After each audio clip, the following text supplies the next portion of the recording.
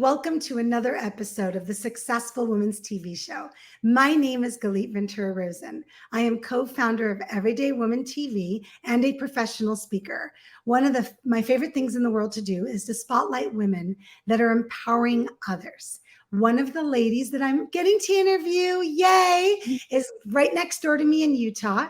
Her name is Heather Hargrave. Welcome, Heather. Hi, good morning, Galit. How are you? I'm doing really well, and I'm excited to talk about our topic today, which is real estate investing for women. I think that as someone that is blessed to be an investor as well, and someone that's been in the real estate industry for so long, I think that there's a lack and a need for somebody, especially women out there, teaching other women how to build their empire and their fortune. So it's going to be a lot of fun to talk to you today. Before we get started on our topic, I want to share with everybody a little bit about what you do and who you are, and then we'll jump right into how women can begin real estate investing. So here we go. Heather Hargrave is a real estate investor. She is the owner of Taiki. Did I say it right? Yeah, Taiki. Named after a Greek goddess, right, Heather? Absolutely. I love that. Taiki Property Solutions. So Heather's journey began as a teen. And when I read Heather's story, I really loved it because she had somebody in her life, her mom, that she was watching, and she realized she wanted maybe something a little different, which is really good. It's not a bad thing. It's just, hey, I want to be my own person. I want to have my own life. And in that journey, she went against all odds, worked her booty off, went back to school, and figured out a way to build an empire through real estate investing. And one of the things that Heather loves to do now in Utah is she has a group called Women's Real Estate Investing Network. And she herself is an investor in short-term rentals, and she helps sellers with their financing. So basically wholesale sellers financing when they're in trouble. And we'll jump into all that a little bit more. But more than anything, I'm excited to give some tips to these ladies, how they themselves can do what you've accomplished to do. So let's go, get us started. So yes, thank you so much for the introduction. I appreciate that. That was warm and welcoming. So when I started real estate investing, I looked around for different groups that would help me out. And a lot of them just gave me enough information to run with it, but kind of be scared about it. So that would have to work with them. When I first started working with them, they wanted me to be their bird dog, where I would looking around for all their homes and bring it back to them. And none of them worked out for me. So when I set out to find a group, I wanted someone that would share their secrets with me, hold my hand a little bit, walk me through a group, walk me through my first couple of deals to help me feel comfortable. And I found that group, Women Real Estate Investing Network. My friend is the president over there. We meet monthly to go over different topics and to network and grow our team. So Heather, are you meeting with these ladies in person? Yes, we meet monthly. Yes, we have other, yes, go ahead. Go ahead. So yes, we meet monthly to go over topics. So this 28th, we're actually talking about sort of CPAs coming in to teach us some tricks and tax saving strategies for our businesses. And we'll sit there for an hour and go over these strategies. For a lot of women, they've never had businesses. They've never had those kind of structured or those questions answered. And so we start them off right, because real estate investing doesn't have any ceiling, but it doesn't have any floor. And so you got to get all of those things in place first before you start real estate investing to get your money going and get it started right. I love that. Okay, so you told me you're right out of Salt Lake. So where do you ladies usually meet? Like what area? We meet in Murray mostly, or we'll be at a fix and flip. Okay, perfect. So anybody that's in that area or nearby or wants to drive in, reach out to Heather about that. Do you also help ladies that are not in your area, maybe through Zoom or phone call, if they want any kind of support or coaching? Yes, I actually do have a lot of, I do help women mainly, but I do have men on my team as well. They're in different states. And so I do have a team that is everywhere, but I became very passionate about helping women because I've started learning the stories about people that are trying to better their situations. And as I've just felt so compassionate about their stories, it's just kind of moved towards women. But I have other people on my team. I do help other people. Of course, of course. I'm the same way, but you have a Yes. passion and a focus for women, and this Yes. shows for women. So you're doing just fine with focusing on that, but I totally understand that. I know Yeah. there's always a few good men, right, that we can go ahead and work with or help or whatever. Yes. So the next thing I would love to do is let's give those listening and watching a few tips. Okay, so let's pretend like somebody's listening right now and they are like, oh my God, do you know how neat it would be to get into real estate investing? But I wouldn't have a clue where to start or what to do. So, what would be that first thing you would tell them? Get educated. Okay. Absolutely seek education. I put in thousands and thousands of dollars into my business, into my mind, into investing in myself first, because I have private money lenders. And so I want to make sure that I put into myself first before other people invest into me. So I see that happening a lot. I feel like real estate investing is like surgery. You wouldn't attempt surgery without getting educated. So I don't see why people would put people's lives in their hands without getting educated first. So Number education one, is educated. critical. Okay. You do not have to learn from your own mistakes. You can learn from other people's mistakes. If people are willing to share what you shouldn't do, take that into account. Be all ears. I love that advice. So let's back up. First of all, education, and then why learn from your own mistakes if you can already be ahead and learn after the mistakes of others, right, Heather? I always share that. I love that you said that. I think that was so perfect the way that you said that. So, first of all, educate yourself. What ways would you suggest those listening and watching would educate themselves? Obviously, if they're in your area, but I do have listeners and watchers from all over the world. So, what ways would you think is best for them to get educated the right way to learn about investing? They are able to get a hold of me and I can help them in other states too. Okay, perfect. So reach out to Heather.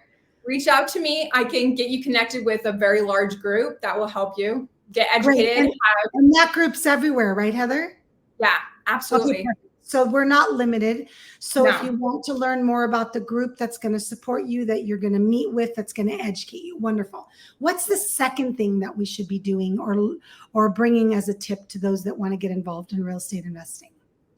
Don't get your ideas off of YouTube.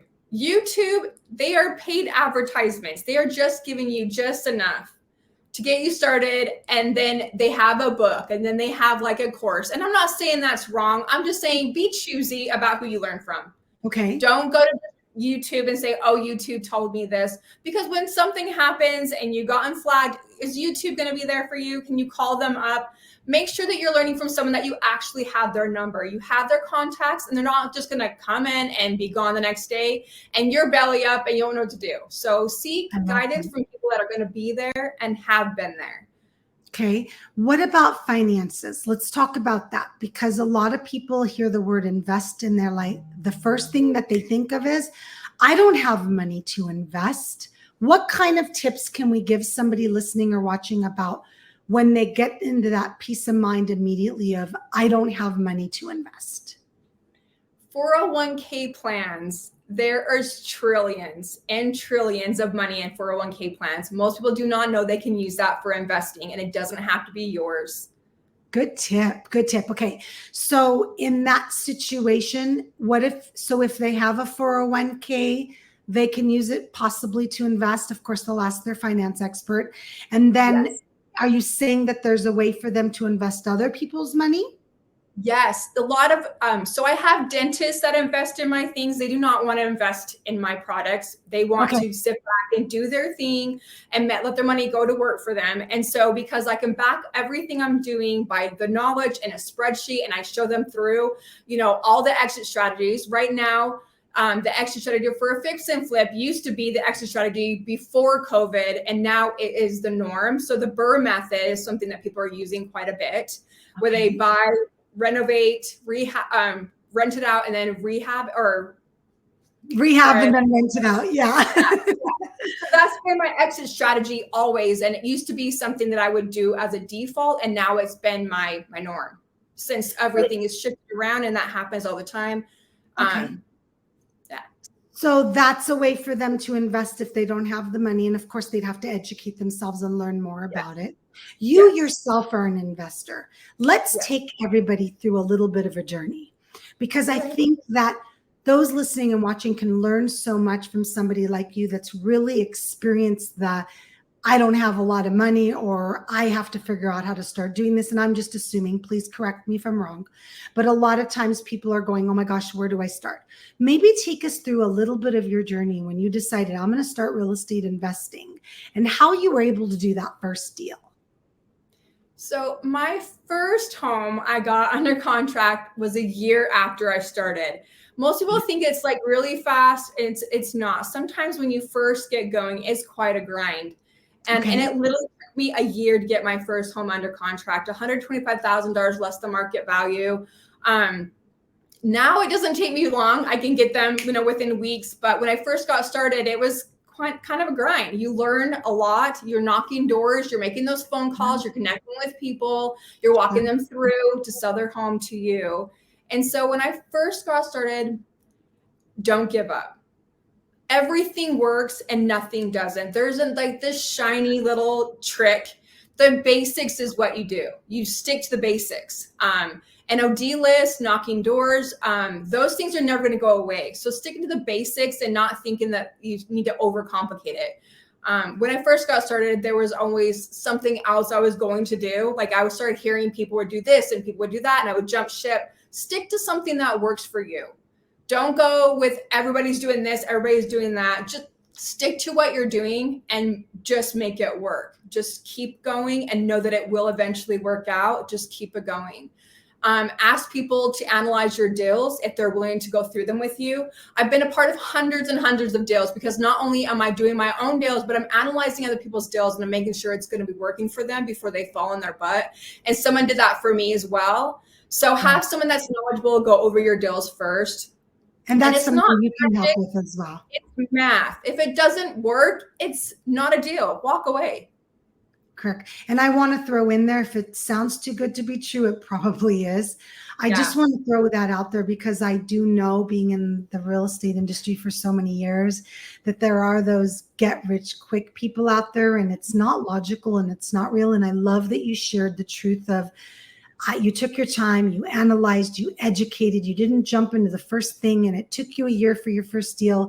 But as you became more and more educated, the deals happened a little faster. I also love that you shared, have somebody that understands numbers, understands real estate, analyze this. And it sounds like your company does that as well as a customer service thing, or someone can hire you for it.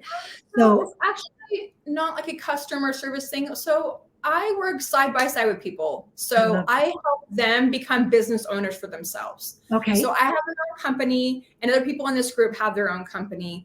And so I don't have a company that teaches them. I'm just a really good person that is willing to do that for people. Oh, that is so wonderful. Okay. Service I provide. It's just something that I do to help.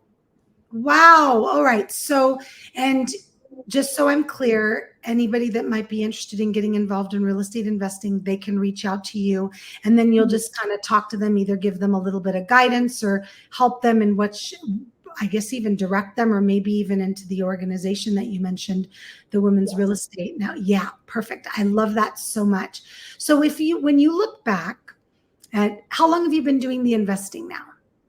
5.5 years. Wonderful. So in the last 5.5 years, which is a great amount of time, what would you say the number one thing, like your biggest lesson, so we can share that with everybody? Is not doing more during COVID. Oh, a lot of people stopped, and other people I knew were doing fix and flips galore. If you have a good exit strategy, it's going to be, no matter what the market is doing, you will always know what you're doing. No matter what the market is going, where it's headed, I'm not afraid to invest because my exit strategies are so solid. No matter what the market's going to do, I'm prepared for that. There's an 80-20 split that you can do on your fix and flips to make sure that you have 3 exit strategies. And a lot of people do not know those strategies. It allows for a refinance to happen because there's the equity at the end of your deal. There's just so many strategies that people can do to protect themselves. There shouldn't be any reason to go forward no matter what the market's doing. So as I've done this, I'm getting a lot more comfortable doing it no matter what the market's doing. Of course, of course. Well, there's always an opportunity when the market, a lot of people are freaking out because the rates are so high, interest rates are so high, but they don't understand that, at least in our city, I can only speak in Las Vegas. I don't know the Utah market at all. But because the interest rates are higher, there's more opportunities to purchase. And then what do you do in a few years or whenever the rates go down? Just refinance. So people get worried and paranoid, and they don't take the opportunities that come to them, realizing that when they wait, then they're doing it when everybody else is. So I love you. I know during the recession, we did a lot of fix and flips. We bought a lot of homes on the courthouse steps, and I had a team together, and it was a great time for us. We weren't taking homes from anybody. It was just a situation where they had already been taken over by the city, and why not take the opportunity? So Heather, it sounds like you're doing a really great job educating women. How many women do you have coming to your events in your city? We 25 to 30, depending on the, I mean, we're just growing and growing and growing. And with my friend being the president recently, we're taking off quite a bit. We've been doing podcasts. We've been doing a lot of marketing to get our names out there and show people what we're doing and where we're doing it at. And we're growing quite a bit. So tell everybody what the name of your podcast is so they can find that. So our podcast is being revamped. Okay, and that's so all right. And change as soon as it is more established, I'll let you know about that. But we've been on a couple of podcasts myself. Yes, of course, of course. And then where can everybody learn more about you, how to get a hold of you? What can we do? They can email me directly at pour2freedom@gmail.com. So that's the number 2, pour2freedom@gmail.com. And will you spell that for those listening, Heather? You what? Would you spell that for those listening? Yeah, it's POOR2 freedom@gmail.com.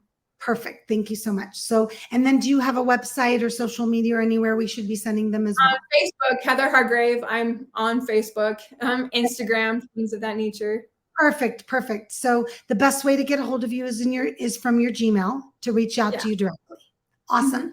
Thank you so much for coming on and talking to us about a really important topic that I believe every woman should be doing. And you even spoke about ways that they could get involved in investing without having those funds. So if anybody's listening and watching, do not use that as an excuse. Heather is here telling you she's willing to have a conversation with you to give you some guidance and advice. Jump on that. Jump on that, please, because hello, who does that? So Heather, thank you so much for having such a passion for empowering women and wanting to show them how they could build their own empire.